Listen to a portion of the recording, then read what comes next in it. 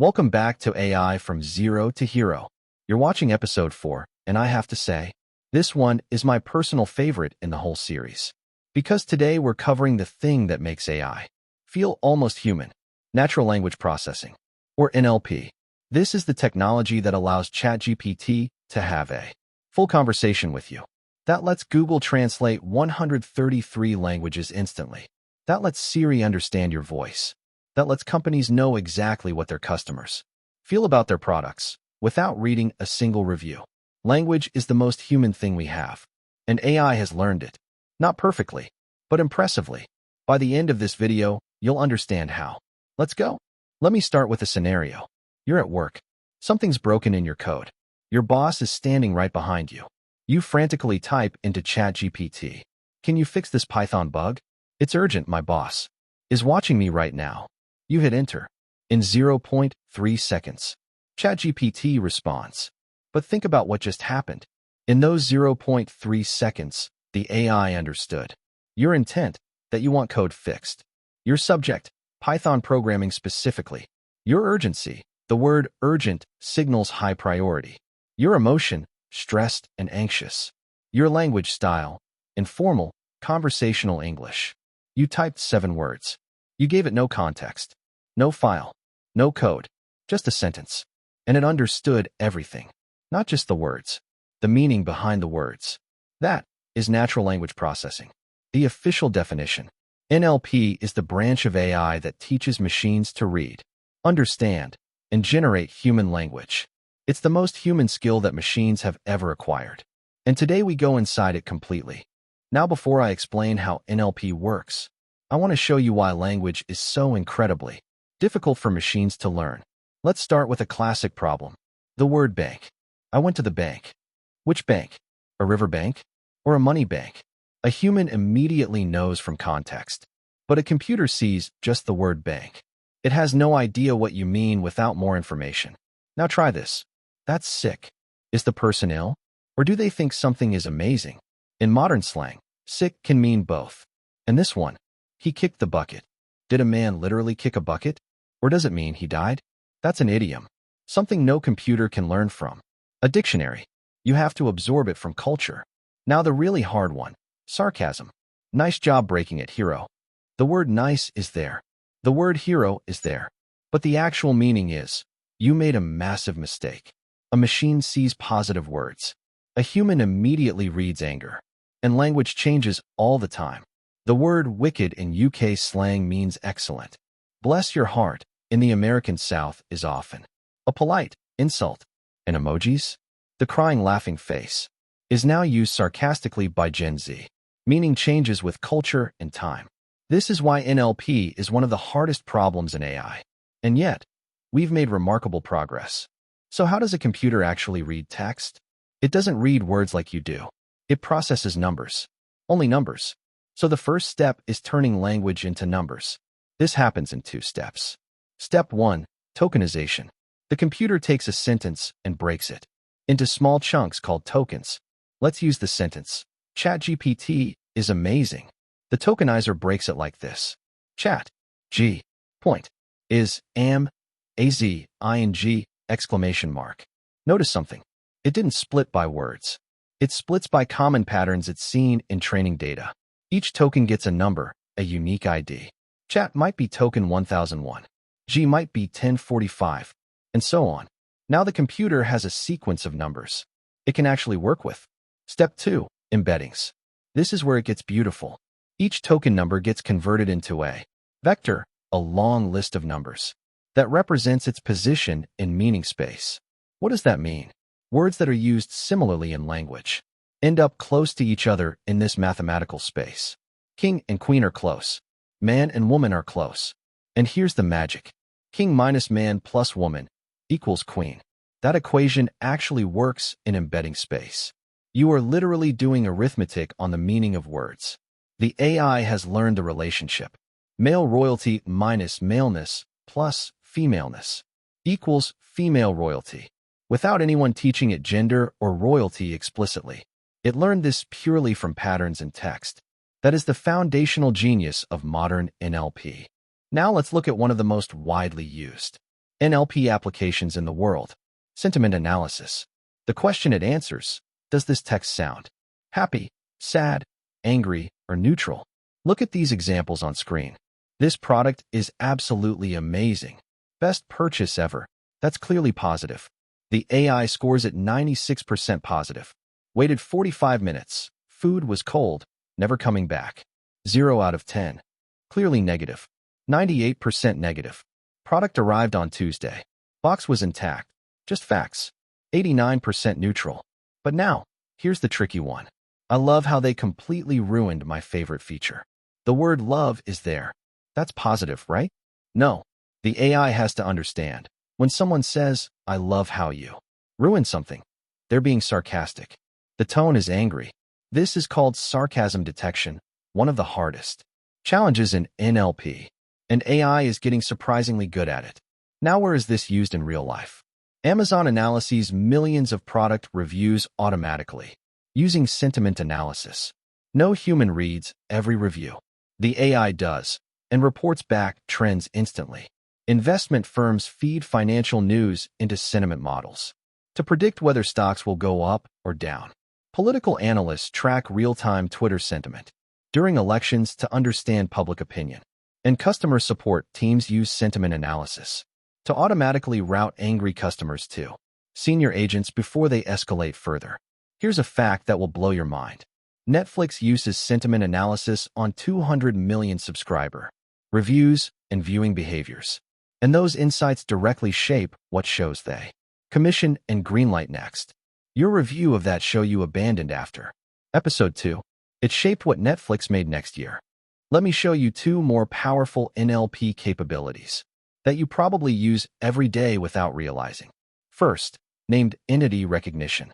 No, this is where AI reads a sentence and automatically identifies the who, what, where, when, and how much. Let's take this sentence. Elon Musk acquired Twitter for $44 billion in October 2022 in San Francisco. A human reads this in one go, but an NLP system does something different. It tags Elon Musk, person, Twitter, organization, $44 billion, money, October 2022, date, San Francisco, location, every entity, identified, automatically. This is used by search engines to build knowledge graphs, legal AI tools to scan contracts for parties and dates, medical AI to extract diagnoses from patient notes, financial analysts to parse earnings reports instantly. Second, machine translation, how Google Translate works. Google Translate supports 133 languages. It translates over 100 billion words every single day. How? Step 1. The source sentence is encoded into a vector, a mathematical representation of its full meaning. Step 2. The model uses attention. It looks at every word in relation to every other word to understand the full meaning, not just individual words. Step 3. It decodes, generates the target language, one word at a time, using what it knows about grammar and vocabulary in that language. Step 4. It's continuously refined using feedback from millions of bilingual texts and corrections. The model doesn't look up words in a dictionary. It understands meaning in one language and already expresses that meaning in another. That's why Google Translate has gone from laughably bad in 2008 to impressively accurate today. The transformer architecture, which we covered in episode 3, is what made this possible. Everything we've covered, tokens, embeddings, sentiment, translation, NER, it all comes together in the most powerful NLP systems ever built. Large language models, LLMs. So what is an LLM? Here's the simplest definition. An LLM is a neural network trained on massive amounts of text to predict the next word in a sequence. That's it. At its core, predict the next word. But when you do that prediction trillions of times, across all of human written knowledge, something remarkable happens. The model doesn't just learn grammar. It learns facts, logic, reasoning, how to code, how to explain things, how to argue, how to be funny, how to comfort someone. All of this from predicting the next word. Think about the chain. The cat sat on the model says, Matt, 82% likely. Then, Matt sat there. Then, whole sentences. paragraphs, stories. An LLM can write essays, emails, scripts, coherent and contextual. Write and debug code in 50 programming languages. Solve logic puzzles and plan step by step. Condense a 100-page document to a one-page summary. And it does all of this from the same engine. Predict the next token. The most astonishing thing? LLMs develop an internal model of the world. They understand physics, history, social norms, cause and effect, purely from reading text about them. They've never touched a ball, but they know it will fall when dropped, because they've read about gravity millions of times. It's not true understanding in the human sense, but it's something genuinely extraordinary. Now, I know what you're thinking. Everyone keeps talking about ChatGPT, Gemini, Claude. What's the actual difference? Let me break it down simply.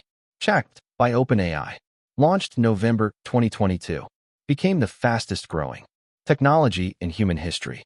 Its strengths: it's the most widely used, has the biggest ecosystem of plugins and integrations, generates code very well, and is great for general, everyday tasks. Watch out, it can hallucinate. That means stating incorrect information very confidently. Gemini, by Google DeepMind, Google's answer to ChatGPT. Its superpower is being multimodal. It understands text, images, and audio together. It also has an enormous context window, meaning it can read an entire book in one prompt. It's deeply integrated with Google Search. Watch out, it's still catching up to ChatGPT on coding tasks. Claude, by Anthropic, my personal recommendation for writing and analysis. Strengths: it produces the longest, most nuanced responses. It's the best for deep analysis, business writing, and processing long documents. It also has the strongest focus on safety and accuracy. Watch out, fewer plugin integrations than ChatGPT. Here's my honest take for you as an IT professional. Use ChatGPT for quick tasks, code generation, and when you need plugins.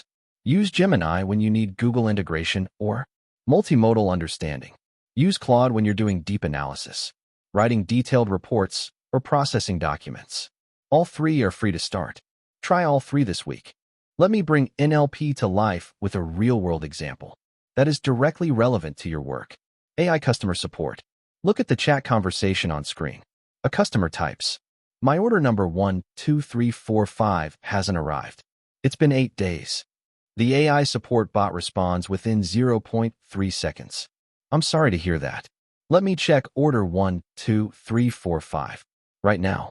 It then comes back. "I can see it's still at the Mumbai hub. There's been a local delay. I've automatically escalated it. You'll receive it by tomorrow 6 p.m. Should I also apply a 200 rupee credit to your account for the inconvenience?" Customer: "Yes, please. Thank you so much." AI done. Credit added. Is there anything else? Now ask yourself, could a tired human agent at 3 a.m. on a Sunday do this as quickly and calmly? Here's what the AI did in that conversation. It understood order number parsing, NER in action. It connected to backend systems to check status. It detected negative sentiment. Hasn't arrived, 8 days. It generated a solution and offered compensation, all without a single human involved. The numbers tell the whole story. AI support is available 24/7. No sick days. No bad days. Average response time, 0.3 seconds. 80% of queries are resolved without ever reaching a human. 40% cost reduction compared to traditional human support. 35 languages handled simultaneously. Companies like Zomato, HDFC, and Airtel now handle over 70% of their customer support queries with AI. They're saving crores every month, and their customer satisfaction scores have improved. Before we finish, let me be honest about where NLP still struggles, because understanding the limitations is as important as understanding the power. Limitation 1, hallucination. This is the most dangerous one. AI models sometimes generate completely false information, stated with complete confidence. There's a real case where a lawyer submitted a legal brief that cited court cases ChatGPT had invented. The cases sounded real.